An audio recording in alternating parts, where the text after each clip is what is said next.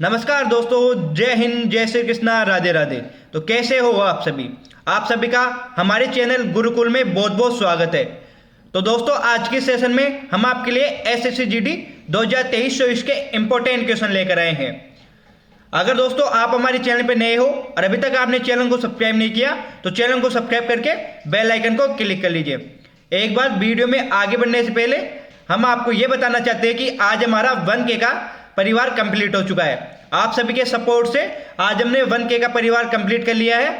तो ऐसे ही आशा करूंगा आप हमारा ऐसे ही सपोर्ट करेंगे और हमें आगे बढ़ने के लिए प्रोत्साहन करेंगे। चलिए दोस्तों, हम अपना पहला क्वेश्चन करते हैं। तो आपको पहले क्वेश्चन का उत्तर देना है। तो क्वेश्चन है हमारा आज यहाँ पर इंपॉर्टेंट क्वेश्चन होने वाले हैं आपके परीक्षा की दृष्टि से।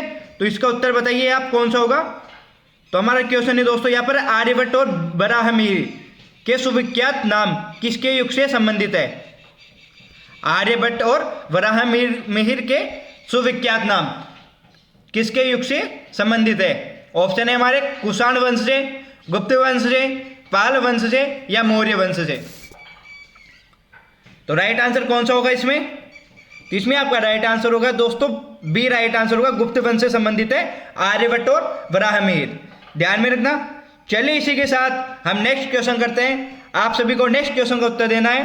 तो हमारा नेक्स्ट क्वेश्चन आ गया स्क्रीन पे। आपको बताना है कि हिमालय पर्वत निम्न में से किसके अंतर्गत आता है?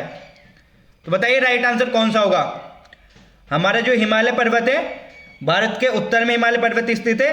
तो ये बताइए किसके अंतर्गत आता है? अवशिष्ट पर्वत के अंदर, ज्वालामुखी पर्वत के अंदर, ब्लॉक पर्वत के अंदर या नवीन वलित पर्वत के अंतर्गत? तो राइट आंसर कौन सा होगा इसमें? तो हिमालय पर्वतमाला किसके अंतर्गत आती है? तो वो आती है दोस्तों नवीन वलित पर्वत के अंतर्गत। ध्यान में रखना। और बात करें अपशिष्ट पर्वत के अंदर भारत में कौन सा भाग आता है? वो आता है अरावली का। अरावली का अपशिष्ट पर्वत के अंदर आता है भाग, ये भी ध्यान में रखना।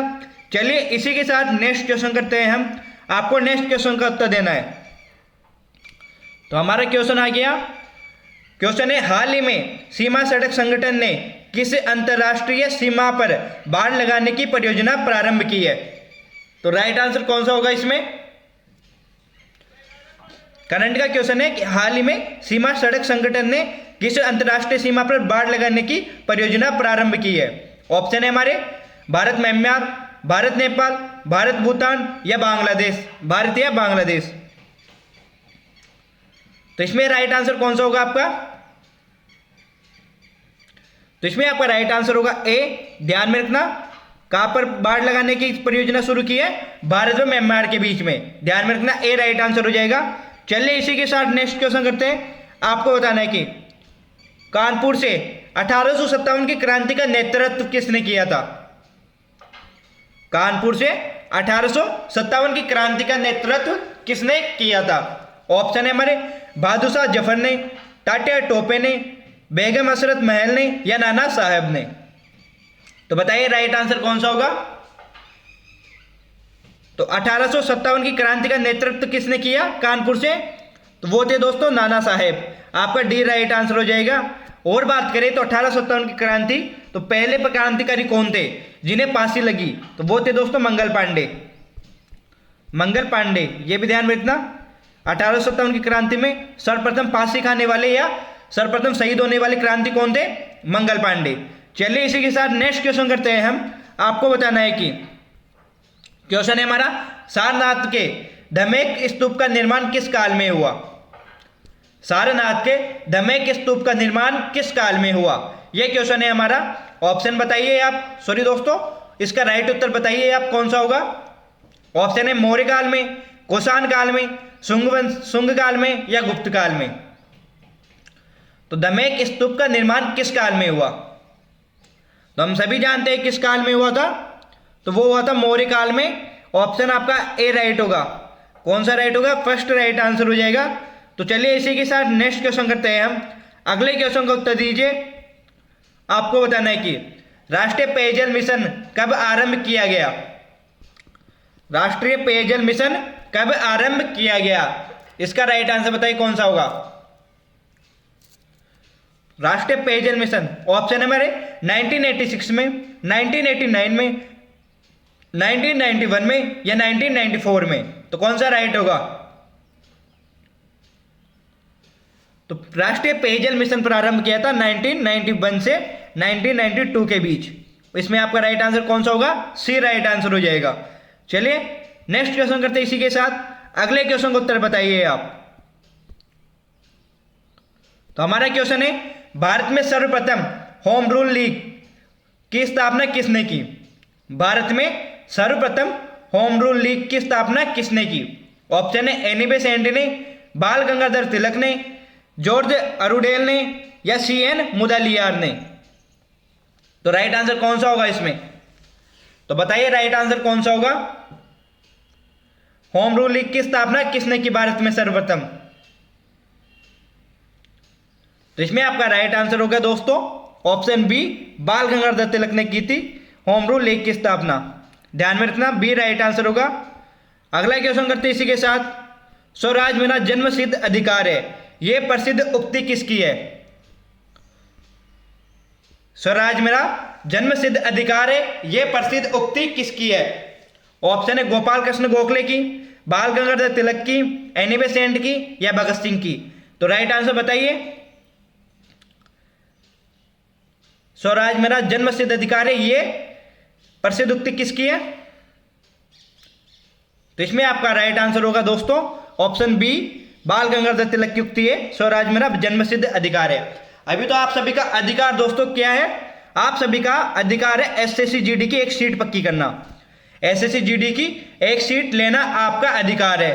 तो हमारे साथ तैयारी करते रहिए और SSC GD की अपनी सीट पक्की करते रहिए दोस्तों। चलिए हम अगला क्वेश्चन करते हैं इसी के साथ। आप सभी को नेक्स्ट क्वेश्चन का उत्तर बताना है कि कौन सा होगा कि भारत में स्वर्ण मुद्राएं किसने चलाई? भारत में स्वर्ण मुद्राएं किसने चलाई थी? शकों ने, कुषाणों ने, यूनानियों ने या पार्थियन ने? तो बताइए सोने की मुद्राएं किसने चलाई थी भारत में? तो इसमें आपका राइट आंसर होगा सी, किसने चलाई थी? यूनानियों ने चलाई थी सर्वप्रथम सोने की मुद्राएं भारत में। चलिए इसी के साथ नेक्स्ट क्वेश्चन करते हैं। अगले क्वेश्चन का उत्तर दीजिए आप सभी। तो हमारा नेक्स्ट क्वेश्चन आ गया स्क्रीन पे। आपको बताना है कि पवन ऊर्जा के उत्पादन में भारत का विश्व में कौन सा स्थान है? पवन ऊर्जा के उत्पादन में भारत का विश्व में कौन सा स्थान है? यह क्वेश्चन है हमारा। ऑप्शन है हमारे दूसरा, पांचवा, चौथा या तीसरा। तो राइट आंसर कौन सा होगा इसमें?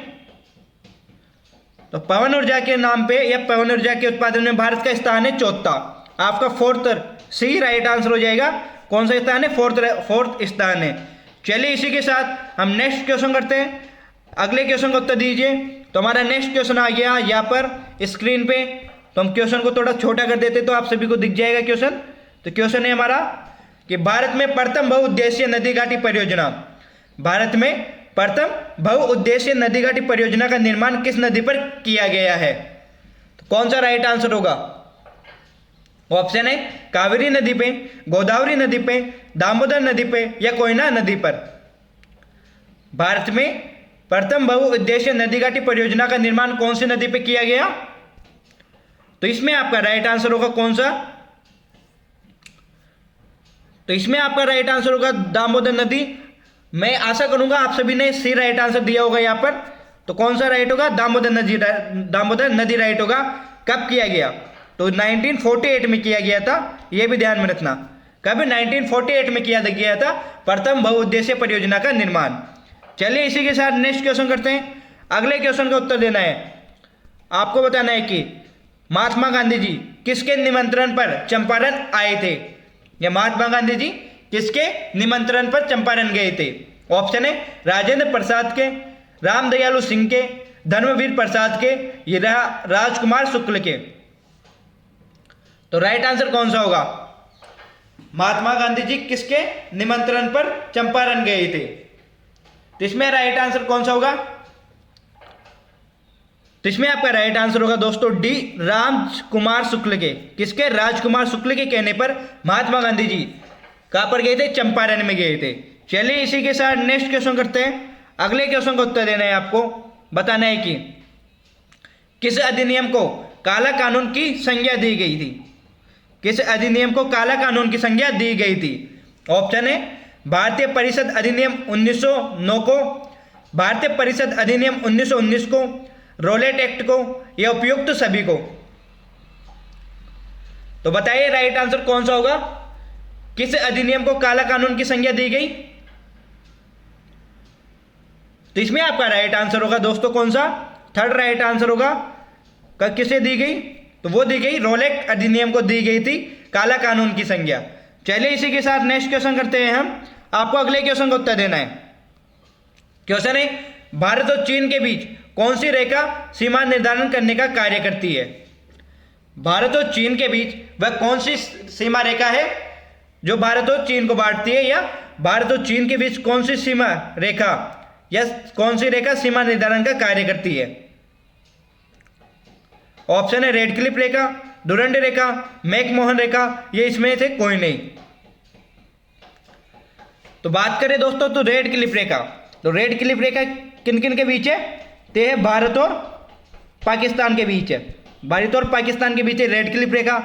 डुरंड रेखा है दोस्तों पाकिस्तान व अफगानिस्तान के मध्य, पाकिस्तान और अफगानिस्तान के मध्य डुरंड रेखा। मैकमोहन रेखा है भारत और चीन के मध्य, भारत और चीन के मध्य कौन सी रेखा है? मैकमोहन रेखा है। ध्यान में रखना, ऑप्शन सी राइट हो जाएगा इसमें आपका। चलिए इसी के साथ हम नेक्स्ट क्वेश्चन करते हैं। अगले क्वेश्चन को उत्तर देना है। क्वेश्चन है हमारा सियाचिन ग्लेशियर भारत के किस राज्य में है? सियाचिन ग्लेशियर भारत के किस राज्य में है? ऑप्शन है हमारे हिमाचल प्रदेश में, उत्तर प्रदेश में, जम्मू कश्मीर में, या सिक्किम में। तो बताइए सियाचिन ग्लेशियर भारत के किस राज्य में है? तो इसमें आपका राइट आंसर होगा सी। किस में है? जम्मू कश्मीर में है। जम्मू कश्मीर भी कौन से भाग में? उत्तरी भाग में। जम्मू कश्मीर के भी कौन से भाग में है? उत्तरी भाग में है सियाचिन ग्लेशियर। चलिए इसी के साथ हम नेक्स्ट क्वेश्चन करते हैं। अगले क्वेश्चन को उत्तर दीजिए आप सभी। बताने के परमाणु ऊर्जा नियामक बोर्ड का मुख्यालय कहाँ है? परमाणु ऊर्जा नियामक का बोर्ड का मुख्यालय कहाँ है? ऑप्शन है बेंगलुरु, भुवनेश्वर, मुंबई, या भोपाल। तो राइट आंसर कौन सा होगा इसमें? तो कहां पर है परमाणु ऊर्जा नियामक बोर्ड का मुख्यालय? वो है दोस्तों मुंबई में। आपका सी राइट आंसर हो जाएगा। मुंबई का महाराष्ट्र में, मुंबई महाराष्ट्र में, ये भी ध्यान में रखना। और कब इसका निर्माण कब किया गया? तो इसका निर्माण किया गया दोस्तों 1983 में, 1983 ईस्वी में इसका निर्माण किया गया था। चलिए इसी के साथ हम नेक्स्ट क्वेश्चन करते हैं। अगले क्वेश्चन का उत्तर देना है आपको। क्वेश्चन है हमारा भारत में डाक व्यवस्था शुरू करने वाला ब्रिटिश गवर्नर जनरल कौन था? भारत में डाक व्यवस्था शुरू करने वाला ब्रिटिश गवर्नर जनरल कौन था? ऑप्शन है Lord Dalhousie, Lord Cripps, Lord Curzon, या लॉर्ड माउंटबेटन। तो चारों में से राइट आंसर कौन सा होगा? तो डाक व्यवस्था शुरू करने वाला ब्रिटिश गवर्नर जनरल कौन था? तो इसमें आप सभी का राइट आंसर होगा दोस्तों ए। ये क्वेश्चन का उत्तर तो आप सभी को आता होगा। पहले भी ये क्वेश्चन मैंने 2-3 बार रिपीट कर चुका है, तो ध्यान में रखना इसके कौन सा राइट होगा? ए राइट होगा। चलिए इसी के साथ हम आपके लिए नेक्स्ट क्वेश्चन लेकर आते हैं। क्वेश्चन को ध्यान से पढ़ना फिर उत्तर देना। इसमें सभी इस क्वेश्चन में आपको कंफ्यूजन होगी कि कौन सा राइट आंसर होगा। क्वेश्चन है हमारा कि राष्ट्रीय ध्वज तिरंगे की तीनों 36 पट्टियां किस अनुपात में रहती है? राष्ट्रीय ध्वज तिरंगे की तीनों 36 पट्टियां किस अनुपात में रहती है? तो कौन सा राइट आंसर होगा? आपको बताना है कि दोस्तों ये पट्टियां होती है कौन कौन सी? केसरिया, सफेद और हरी। तो इनका अनुपात कैसा होता है? किस अनुपात में रहती है ये? तो हम सभी जानते हैं ये तीनों बराबर भागों में बटी रहती है, तो 1:1:1 में रहेगी। ऑप्शन सी राइट हो जाएगा। ध्यान में रखना तीनों बराबर भागों में बटी रहती है, केसरिया, सफेद और हरी। चलिए इसी के साथ हम नेक्स्ट क्वेश्चन करते हैं।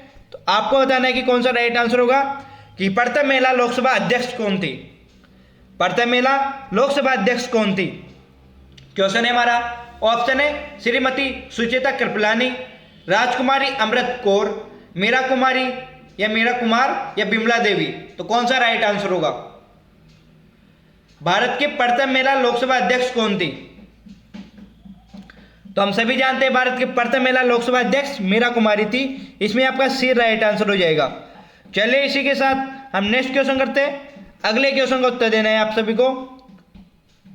क्वेश्चन है हमारा, भारत के तीसरे राष्ट्रपति कौन थे जिनका अपने कार्यकाल में ही निधन हुआ था? भारत के तीसरे राष्ट्रपति कौन थे जिनका अपने कार्यकाल में ही निधन हुआ था? ऑप्शन है संजीव रेड्डी, डॉक्टर जाकिर हुसैन, डॉक्टर वीबी गिरी या इनमें से कोई नहीं। तो बताइए कौन सा राइट आंसर होगा। तो इसमें आपका राइट आंसर होगा बी, डॉक्टर जाकिर हुसैन थे जिनके अपने कार्यकाल में रहते ही निधन हो गया था। इसी की बात करें तो इनका कार्यकाल था 1967 से 1969 तक, ये भी ध्यान में रखना। 1967 से 1969 तक इनका कार्यकाल था। चलिए इसी के साथ हम नेक्स्ट क्वेश्चन करते हैं। तो अगला क्वेश्चन बताइए कौन सा होगा।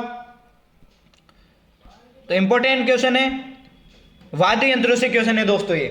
तो क्वेश्चन है हमारा, हरिप्रसाद चौरसिया जिनका हाल ही में निधन हो गया कौन थे? तो बताइए कौन सा राइट आंसर होगा। हरिप्रसाद चौरसिया जिनका हाल ही में निधन हो गया तो वह कौन थे? ऑप्शन है प्रवीण तबला वादक, कुशल वायलिन वादक, प्रवीण वंशी वादक या प्रवीण सरोद वादक। तो कौन सा राइट आंसर होगा? तो बताइए हरिप्रसाद चौरसिया का संबंध किससे है? तो इसमें आपका राइट आंसर होगा सी राइट आंसर होगा। कौन थे? प्रवीण वंशी वादक थे। ध्यान में रखना कौन थे? प्रवीण वंशी वादक। चलिए इसी के साथ हम नेक्स्ट क्वेश्चन करते हैं। आपको अगले क्वेश्चन का उत्तर देना है। क्वेश्चन है, किस संविधान संशोधन द्वारा भारतीय संविधान में 9वीं अनुसूची को जोड़ा गया? किस संविधान संशोधन के द्वारा भारतीय संविधान में 9वीं अनुसूची को जोड़ा गया? ऑप्शन है हमारे 10वें, 12वें, 9वें या प्रथम। कौन सा संविधान संशोधन था दोस्तों वो? तो 9वीं अनुसूची को जोड़ा गया प्रथम संविधान संशोधन के द्वारा। इसमें आपका डी राइट आंसर हो जाएगा। अब प्रथम संविधान संशोधन की बात करें तो 1951 में हुआ था। 1951 में हुआ था प्रथम संविधान संशोधन, तब 9वीं अनुसूची को जोड़ा गया था। चलिए इसी के साथ हम नेक्स्ट क्वेश्चन करते हैं। आपको बताना है कि ब्रह्मपुत्र नदी उद्गम से डेल्टा तक कितने देशों से होकर गुजरती है, या किन किन देशों से होकर गुजरती है? बताइए कौन सा राइट आंसर होगा। ब्रह्मपुत्र नदी उद्गम से डेल्टा तक कितने देशों से होकर गुजरती है? अब वो देश कौन कौन से हैं? ऑप्शन है हमारे भारत, बांग्लादेश और नेपाल, चीन, भारत और बांग्लादेश, चीन, नेपाल और बांग्लादेश या इनमें से कोई नहीं। तो ब्रह्मपुत्र नदी गुजरती है दोस्तों, चीन से गुजरती है, भारत से गुजरती है और बांग्लादेश से गुजरती है। आपका इसमें बी राइट आंसर हो जाएगा, ध्यान में रखना। चलिए इसी के साथ नेक्स्ट क्वेश्चन करते हैं। अगले क्वेश्चन को उत्तर दीजिए आप। क्वेश्चन है, मेघना किन दो नदियों की संयुक्त धारा है? मेघना किन दो नदियों की संयुक्त धारा है? ऑप्शन है गंगा और यमुना की, गंगा और ब्रह्मपुत्र की, गंगा और सोन की, गंगा और गोमती की। तो बताइए राइट आंसर कौन सा होगा। मेघना नदी या मेघना किसी दो नदियों की संयुक्त धारा है? तो मेघना नदी तो वो है दोस्तों गंगा और ब्रह्मपुत्र नदी की संयुक्त धारा है ये। इसमें आपका राइट आंसर कौन सा होगा? बी होगा। ध्यान में रखना। कहां पर क्या कहा जाता है इसे मेघना? तो वो कहा जाता है बांग्लादेश में, बांग्लादेश में, ये भी ध्यान में रखना। चलिए इसी के साथ नेक्स्ट क्वेश्चन करते हैं। अगले क्वेश्चन को उत्तर दीजिए आप सभी। आपको बताना है कि लोक नृत्य लंबाड़ी किस राज्य से संबंधित है, या लंबाड़ी लोक नृत्य किस राज्य से संबंधित है? ऑप्शन है आंध्र प्रदेश, तमिलनाडु, महाराष्ट्र, गुजरात। तो राइट आंसर कौन सा होगा? लंबाड़ी लोक नृत्य किस राज्य से संबंधित है? तो इसमें आपका राइट आंसर होगा दोस्तों आंध्र प्रदेश। आपका कौन सा राइट होगा? ए राइट होगा। ध्यान में रखना। एक लोक नृत्य या एक लोक नाट्य कौन सा है? एक है लंबाई, एक कौन सा है? लंबाई। दोनों में थोड़ा कंफ्यूजन होगा आप सभी को। लंबाड़ी की बात करें तो वो होगा दोस्तों आंध्र प्रदेश में, और लंबाई की बात करें तो वो कहां पर होगा? तो वो होगा कर्नाटक में। लंबाई कहां पर होगा? कर्नाटक में। ये भी ध्यान में रखना। वो होगा कर्नाटक में, अलम्बाड़ी आंध्र प्रदेश में। चलिए इसी के साथ नेक्स्ट क्वेश्चन करते हैं। अभी तक आपने हमारे चैनल को सब्सक्राइब नहीं किया तो चैनल को सब्सक्राइब करके बेल आइकन को क्लिक कर लीजिए ताकि आपको रेगुलर हमारी वीडियोस का नोटिफिकेशन मिल सके। और दोस्तों इस वीडियो को लाइक करके फिर नेक्स्ट क्वेश्चन को उत्तर दीजिए। आप सभी को बताना है कि क्वेश्चन है हमारा क्वेश्चन आ गया कि कौन सा क्षेत्र या किनारा भूकंप के लिए सबसे अधिक संभावित है। कौन सा क्षेत्र या किनारा है जो भूकंप के लिए सबसे अधिक संभावित है। ऑप्शन है ढक्कन का पठार, पूर्वी घाट, गंगा ब्रह्मपुत्र घाटी या पश्चिमी घाट। तो कौन सा राइट आंसर होगा।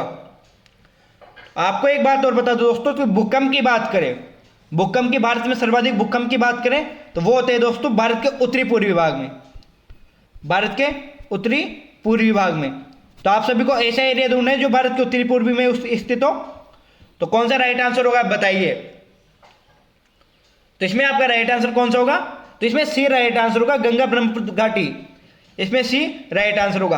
आपको एरिया देकर पूछे, दिशाएं देकर पूछे तो कौन सी दिशा होगी, उत्तरी पूर्वी दिशा होगी। यह भी ध्यान में रखना। चलिए इसी के साथ नेक्स्ट क्वेश्चन करते हैं। आपको बताना है कि यक्षगान नामक लोक नृत्य किस राज्य से संबंधित है।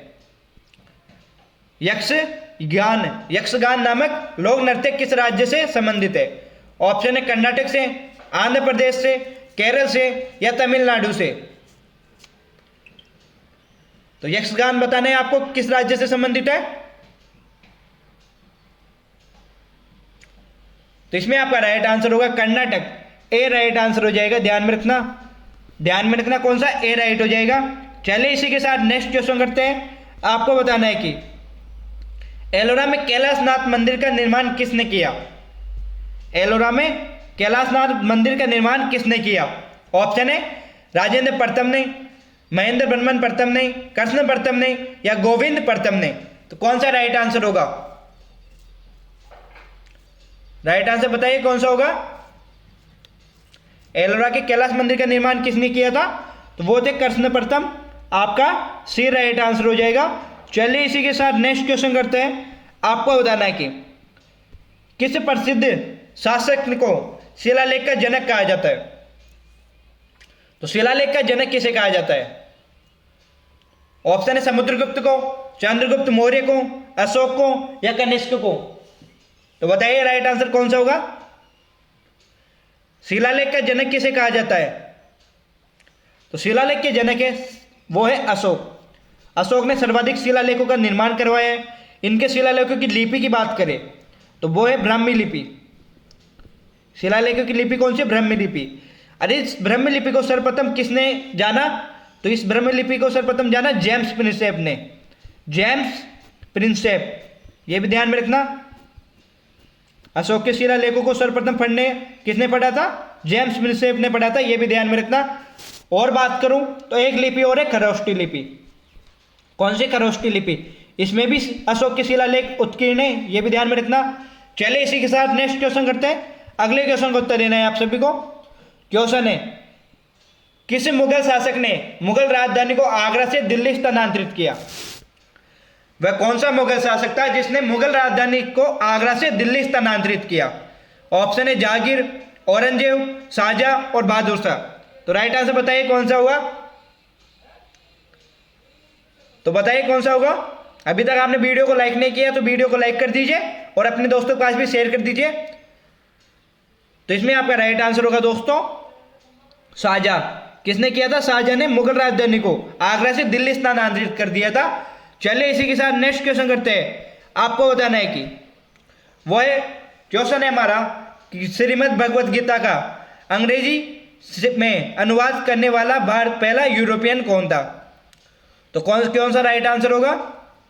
श्रीमद् भगवत गीता का अंग्रेजी में अनुवाद करने वाला पहला यूरोपीय कौन था। ऑप्शन है सर एलेक्जेंडर कनिंघम ने, विलियम जोन्स ने, चार्ल्स विल्किन ने या जेम्स प्रिंसेप ने। तो कौन सा राइट आंसर होगा।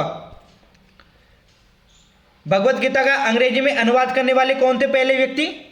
तो वो थे दोस्तों चार्ल्स विल्किस ने। चार्ल्स विल्किस ने किया था भगवत गीता का अंग्रेजी में अनुवाद।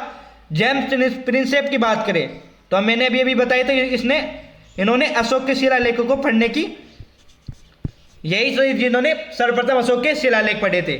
चलिए इसी के साथ नेक्स्ट क्वेश्चन करते हैं। आपको बताना है कि क्वेश्चन है कि संविधान बनाते समय कौन सा आदर्श प्रस्तावना में शामिल नहीं था। संविधान बनाते समय कौन सा आदर्श था जो प्रस्तावना में शामिल नहीं था। ऑप्शन है स्वतंत्रता, समता, समाजवादी या न्याय। तो राइट आंसर कौन सा होगा? तो संविधान के निर्माण करते समय कौन सा आदर्श था? वो था समाजवादी। सी राइट आंसर होगा इसमें, जो संविधान में शामिल नहीं था। सी राइट होगा। चलिए इसी के साथ नेक्स्ट क्वेश्चन करते हैं। आपको बताना है कि क्वेश्चन है निम्नलिखित में से कौन लोकसभा की प्रथम महिला अध्यक्ष रही। तो इस क्वेश्चन का आंसर बताइए। अभी पहले भी ये क्वेश्चन रिपीट हो चुका है इसी सेशन में। तो राइट आंसर कौन सा होगा? प्रथम महिला अध्यक्ष कौन थी लोकसभा की? वो थी मीरा कुमारी। अभी ये क्वेश्चन गया है। तो अगला क्वेश्चन करते हैं इसी के साथ। आपको बताना है कि भारत का क्षेत्रफल पाकिस्तान से लगभग कितना गुना अधिक है। भारत का क्षेत्रफल पाकिस्तान से लगभग कितना गुना अधिक है, यह बताना है आपको। तो राइट आंसर कौन सा होगा? तो इसमें आपका राइट आंसर होगा दोस्तों 4 गुना। कितना गुना अधिक है? 4 गुना अधिक है, ध्यान में रखना। चलिए इसी के साथ नेक्स्ट क्वेश्चन करते हैं। आपको बताना है कि भारत का कुल कितना भौगोलिक क्षेत्र वन भूमि में है। भारत का कुल कितना भौगोलिक क्षेत्र वन भूमि में है। ऑप्शन है 20%, 30%, 25% या 40%। तो वन भूमि में कितना परसेंट है? तो वो है दोस्तों 25%। आपका सी राइट आंसर होगा। ऐसे तो एग्जैक्ट 25% नहीं, 24% है, कुछ 24% के लगभग है दोस्तों, ये भी ध्यान में रखना। पर यहाँ पर राउंड फिगर में 25 हो जाएगा। ऑप्शन में हमें 25 दे रखा है, तो कितने होगा? 25। इसी के साथ सर्वाधिक वन कहाँ पर पाए जाते हैं? तो वो पाए जाते हैं मध्य प्रदेश में। सर्वाधिक वन कहाँ पर पाए जाते हैं? मध्य प्रदेश में। टाइगर स्टेट भी कहा जाता है मध्य प्रदेश को, ध्यान में रखना। सर्वाधिक टाइगर भी कहाँ पर रहते हैं? मध्य प्रदेश में। चलिए क्वेश्चन है हमारा, भारत का प्रथम राष्ट्रीय उद्यान कौन सा है। भारत का प्रथम राष्ट्रीय उद्यान बताइए आप। भारत का प्रथम राष्ट्रीय उद्यान कौन सा है? ऑप्शन है हमारे यहाँ पर Corbett national park, Simlipal national park, दक्षिण वन्य जीव अभ्यारण्य या हजारी नेशनल पार्क। तो बताइए कौन सा राइट आंसर होगा। भारत का पहला राष्ट्रीय उद्यान कौन सा है? तो वो होगा दोस्तों आपका कॉर्बेट नेशनल पार्क। इसमें आपका राइट आंसर होगा ए। ध्यान में रखना कहाँ पर है। ये बात करें तो ये है उत्तराखंड में। कहाँ पर है? उत्तराखंड में स्थित है ये भी ध्यान में रखना। चलिए इसी के साथ नेक्स्ट क्वेश्चन करते हैं। अगले क्वेश्चन को उत्तर दीजिए आप सभी। बताइए कि क्षुद्र ग्रह किन 2 ग्रहों के बीच पाए जाते हैं।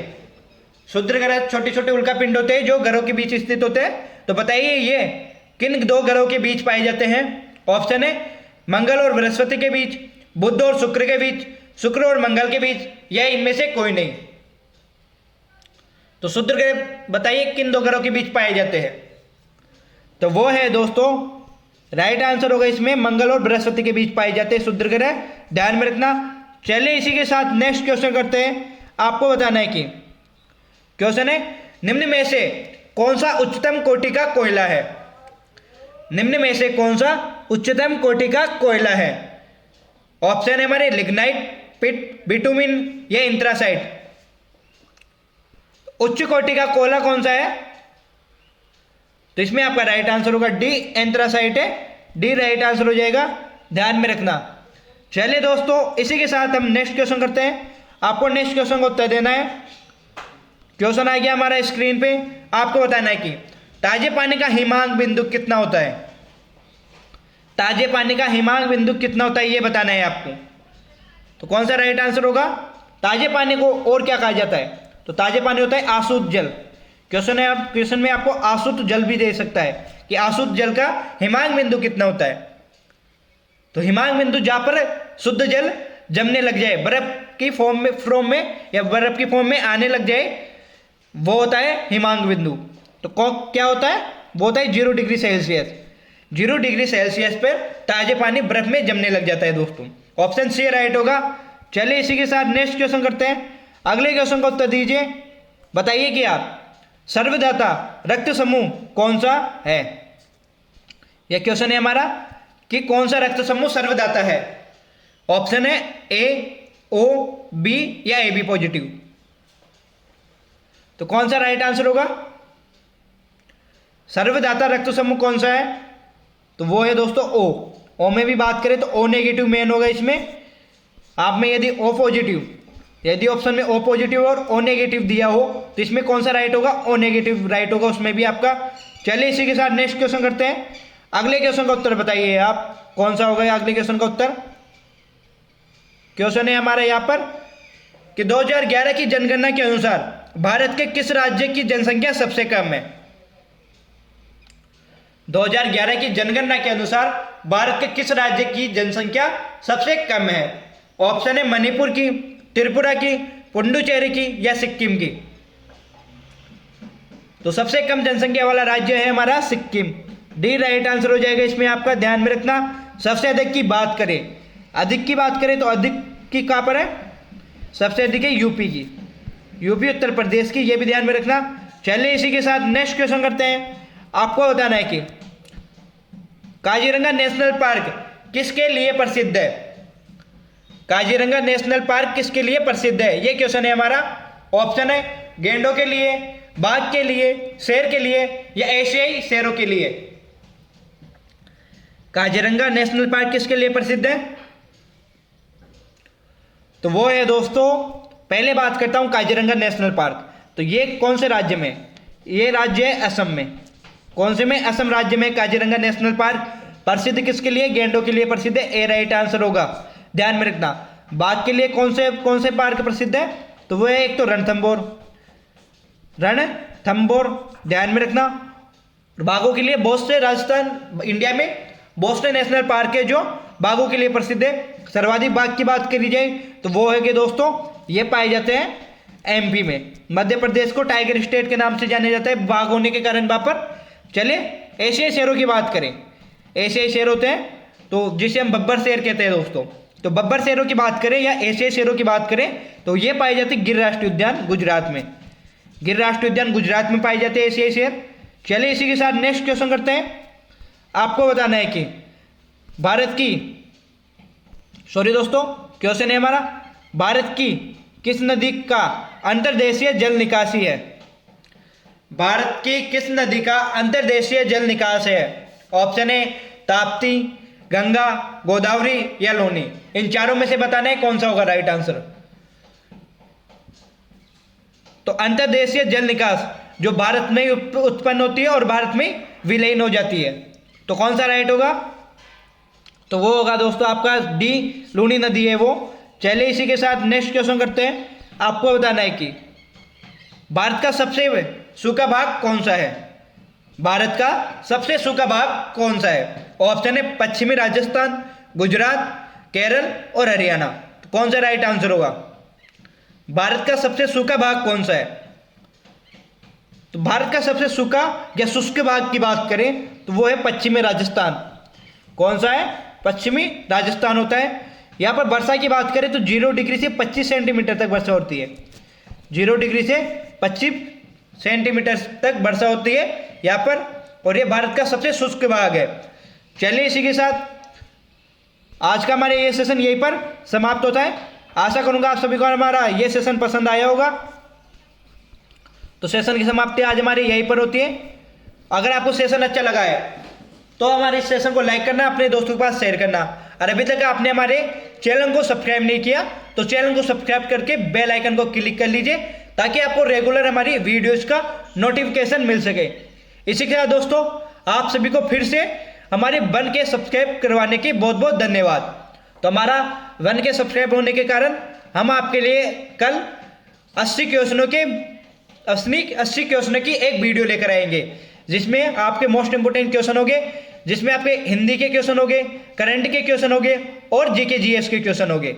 चलिए दोस्तों इसी के साथ हम यहीं पर आपसे अलविदा लेते हैं। जय हिंद, जय भारत, जय श्री राम दोस्तों।